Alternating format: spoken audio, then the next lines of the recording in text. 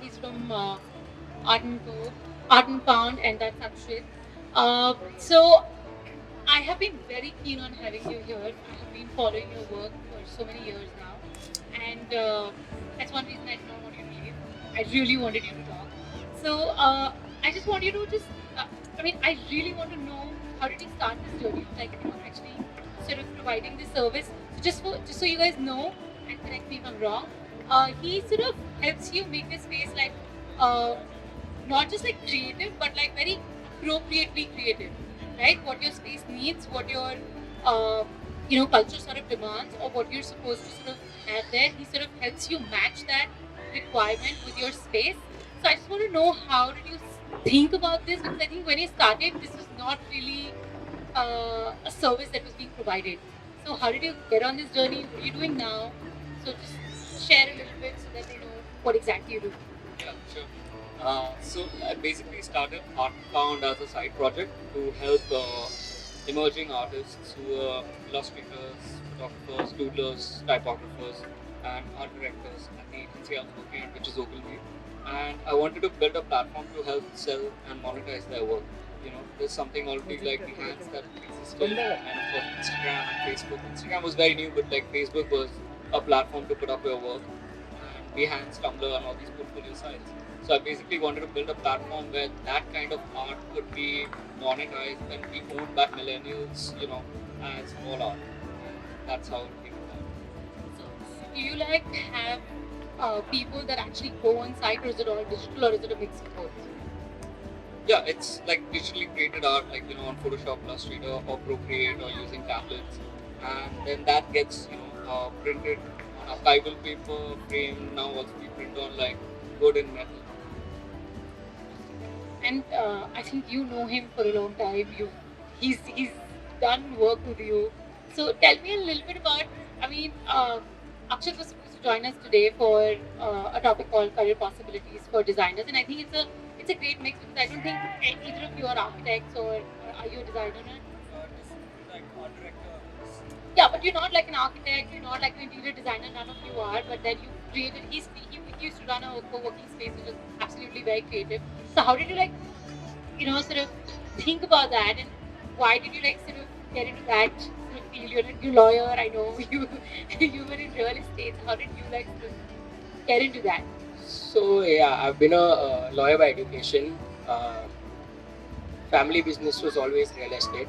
Uh, I've been a graphic designer for the last 7 years. How I got in was real estate was boring and YouTube was good. I learned graphic design on YouTube. I've not done any professional course, and I just had the knowledge of real estate. I didn't know how to take it creative. So one day, my wife's an interior designer. So what she told me is that I don't have an office to work out of. Why don't you provide an office where you get tea, coffee, you pay by the hour, you pay by the day? And that was just the moment I decided, okay, let's use my real estate, a little bit of creativity from her. We created our first space in Bombay, and yeah, that's where it all started in 2016. I still, while doing that, I was pursuing design. So now design has actually become bread and butter for me. But that's where I had started getting into design. So it's been a good 6 to 7 years now. So a quick question that I have for both of you is, for you, from the standpoint of an artist, when you collaborate with them, uh, so art right now is not mainstream. Maybe I'm doing some good fashion, and I'm just doing art out of passion.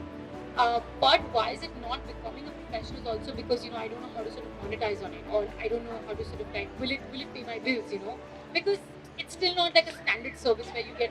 It's not a job where you get a salary, right, every month. So it's people are very scared. People are very skeptical. People are very sort of they don't know when to cross the line and say, yeah, let me just pursue this full time. So what's your sort of way of collaborating with them? I mean, how do you sort of are most of the people working doing this part time, or most of them are full time? How does art and can't help them in sort of pursuing that passion? Yeah, so most of them are doing it part time. That was the objective of starting Art and Found, that it can give access to an artist who's not doing art as full time. So there are many such platforms, where if it's not like a steady paying job, you can still put it up on print on demand, art marketplaces, platforms. And that just gives you like a starting point, and then you can see how that goes before taking that step into becoming How do you full-time. like sort of help these artists? Like, is it just for them to like sort of, it's like a platform where they can put their art out, or do you also go an extra mile? And I can definitely hear I mean, what I can understand is you're not trying to go on a mission that okay, let's make art your full-time job, and I'll help you. I mean, yeah, why not? Actually, that is the long term, like if you can make like side project artists or like, part-time artists into a full-time artist, that's the biggest win. It's like for Amazon, if I can make this, vendor, vendor's side business full-time, that's the ultimate goal, like everything else is just like, whatever numbers and noise. But the purpose is that's where your purpose, and that's the why of like, why did you start this, and that's like, oh yeah, because I want to make art accessible, I want to democratize art. So like those are the whys, like that's why they always say start with the why and not the when or what, because the what is very easy, but or even the how is very easy now, but the why is what people tend to skip, and that's when during the tough times, that's what you actually need. Like, why did I actually start? So here, like a big part of it is to give artists a way to like become full time into this. If you guys not hear from friends and family that what you're doing is not going to work out. I mean, you were shifting your field completely. You were obviously in the business at a time when such a thing was not really there. So did you guys not get to hear a lot of like sort of negative comments or hey, this is not going to work? I come from a very traditional family. Uh, for me, what everyone knows is that I'm a brand strategist. I've done a co-working space, but I've actually had 7 other businesses. Uh, since 2008, I've had 7 other businesses until today. And I've faced flack at every point there was a change. I've planned to get out of the country as well. I've faced flack there also. Yeah, like I'm a fugitive for my family, but not from my direct family, not from my parents, not from my sibling, not from my wife. I've faced it from my extended family because there is this notion that oh, he's running a startup, he is going to have 100 crores in his pocket at any time, or he owns 100% of the company. So they kind of start pushing you out. Society does that to you, but not in a direct manner. So I think there was even Aman Gupta. I don't know if I'm sure everyone knows now after watching Shark Tank. He had also mentioned this that the day Boat actually became famous, he had about 100 new relatives. So yeah, that's how it is, but not directly. I would not say that I've faced any black directly. Not really. I guess like I just went out and started doing it. I'm so stubborn, so I just like went after it. And the point is like you gotta move fast and you just gotta act, and rather than like do a lot of research and discussion and asking people and that like all that doesn't matter. You just like what ultimately helps is just to get down to it and like get put out that website, write that code, design that whatever you want to, and like just put it out.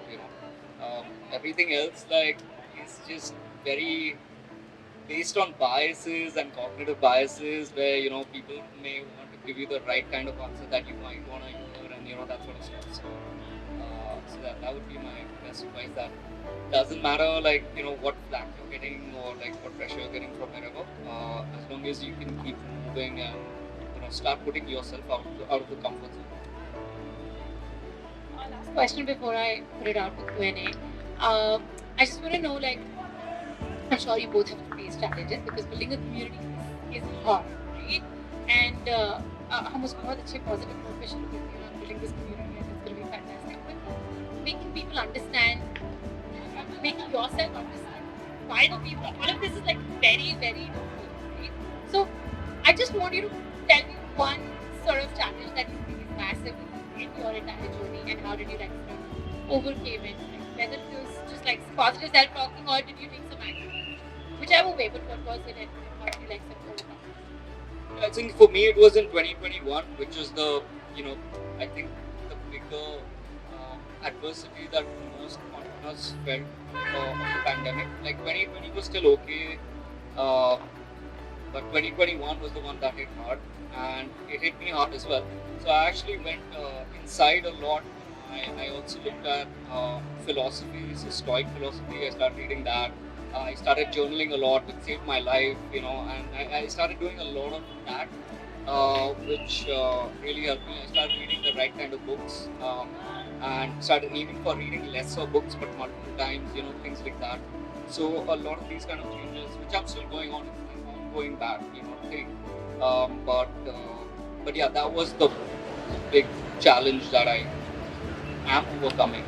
Haven't overcome yet, but it's like an ongoing thing. Now it's like once you actually go through that adversity and then you turn it around and then you like make a decision that okay, you're gonna do these things and you're gonna make it into a routine and then you're gonna keep doing it, and it becomes not that I'm gonna win against this. It's just like I'm gonna keep doing this because I don't know how far it will take me or what my potential is. For me, I think my challenge was a little more personal because up until I started Workspace, I was an introvert. I would not very easily talk to people. I was never a public speaker. So I think once I started Workspace, and it was an advantage for me to actually move away from the family business because I knew there's no support. I need to build this on my own. Whether I make mistakes, whether I succeed, that's my lookout. So while doing that, I realized that if I'm not moving out in the world, I'm not going to achieve anything. That's where I actually started, traveling a lot. And you've actually seen how it's gone over the last, I think, decade now. Yeah, because it's my life's been like that since 10 years. But I'm still overcoming that challenge. Networking is still a challenge for me, but I think that is one thing I feel is very important nowadays to actually understand where the world is going. If you don't know people, no one knows you, and if you are not known, you can't earn your bread butter every day. There comes a stagnation point where you're kind of like, now what? So I have faced that at many points. As Aditya mentioned, even COVID was actually an eye-opener for a lot of people, for the whole world. One of my business had shut down overnight because of COVID. 3 months break, and then I had to kind of figure out now what. So I have reached those instances, but I think every challenge has its day to overcome. So it's an ongoing thing. Does anyone have any questions? Any questions? Anybody would like to ask? Okay, I just have a quick question. So both of you said that of course there were times when it was difficult or you were like overcoming or you're still overcoming that. How do you sort of like engage both personally, like with your family and also with your team or vendors, like in your case your community, in your case your team? How do you like sort of, because you know what's going on in your head and you are leading it and you're answerable everywhere in some or the other capacity. How do you sort of deal with both the sides, both personal and professional? How do you sort of, especially like in your case, like there's like a whole community which is relying on you. So how do you do that? What's your way out? I've been a very strong advocate about failure. Failure is there everywhere. We have those instances, but for me it was about the team and about all the members that I had in my co-working space. The first thing was to look out for their support and ask for help. That is one way to deal. It's never too late to ask for help. I know it is a mentality over here in this country that if I ask for help, I'll be kind of considered the weaker one. But it's not that. The one who asks for help is actually the stronger one. So asking for help is the first thing. Secondly, learning to say no to a lot of things to yourself is very important. If you're not going to say no to yourself for a lot of bad decisions that you would land up making, life's always and work is always going to be difficult. I think these are the two major things where I have grown in terms of facing these challenges. But every day there is something new. Uh, because I have just recently started a new business, and we are facing a different set of challenges because the domain is different, because there's a lot of customer service involved. So when you're talking to customers, that's your real test of patience and of attitude. So, Yeah, I think same, like to elaborate on that, being vulnerable is like the biggest strength that you can find, and I think that's helped me a lot coming from like trying to be someone who will handle everything, and like this thing, this way I'm wired that it will just be faster, easier if I do it myself. And in a way, it's good because like initially, you should be doing all that as a startup founder, and but over time, like it's good to delegate and empower others, and make them realize their purpose, and give them ownership in the work and things like that, which I started doing in 2021, which also like gave me a lot of headspace to work on my own thing. I still have a lot on my own plate, and gave me two things to do. One is basically you know uh, like free up my time and free up my mind, pursue my other passions outside of work. And yeah, it's been great, so keep going on. You're pressed for time, so I'm gonna just ask you one last closing question. For you, I'm gonna ask you why would you encourage people to build communities, in their stream of work? And for you, the question is, why would you keep starting up? Why? So I mean, just yeah, I just want to know. I think uh, with communities, like it's for me, it comes down to this idea of success that I have, which is that my idea of success is if I can make a positive impact in the world doing what I've done. So like when I look back, it's I started Art Found to help this community of artists, and if they can succeed, I can succeed, and that's my idea of success. And that's why I feel like building communities is so strong, because we can all unify towards a common goal, not just professionally, but yeah, personally, culturally, philosophically, everything. So yeah, I think that's really powerful. your question was, why do you keep starting up?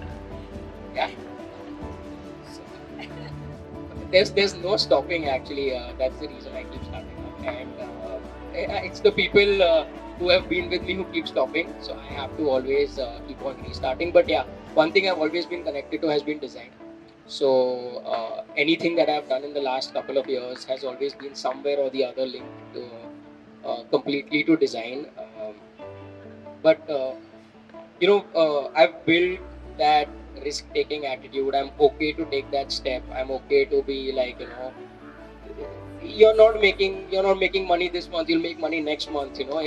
It's fine. That's how the world is. A lot of people didn't make money during COVID. Yeah, like there were a lot of businesses shut down. We've seen what we see is the top 1%. We don't see the rest 99% what they are going through. Because if you actually see statistics, out of every 100 startups, only 17 survive. So if I want to get into those 17, I have to keep starting up. I cannot stop. That's the only reason. Great. Thank you so much. I am glad we could do this.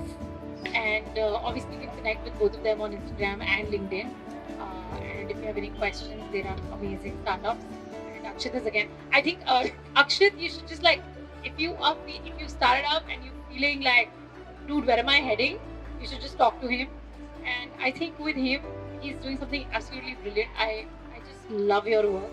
And it's tough, I know that. I mean, I've been trying my hand at a lot of things in terms of community building. It's tough, but he's doing exceptionally amazing work. I absolutely love his work. So thank you for I coming. can actually And- advocate for that. Because, he did an installation in my space. So at first, I was also confused that why does someone have to actually curate art? Like, ठीक है यार, painting लगानी है, लेके और लगा दो. But the whole experience that Art and Found takes you through is very good. They plan that this wall will have this painting, this is the reason. If it's a conference room, this is the reason this painting is there. So it was a very thorough discussion, and even for the second bit, yeah, if anyone needs to talk, obviously we're always around. And we just did that actually before our talk. We were sitting there, and yeah, feel free to connect on LinkedIn anytime. That's not a problem. Thank you so much. Thank you for being such a wonderful audience. This was the last talk. The last one is going to happen in the main area, so we can head there.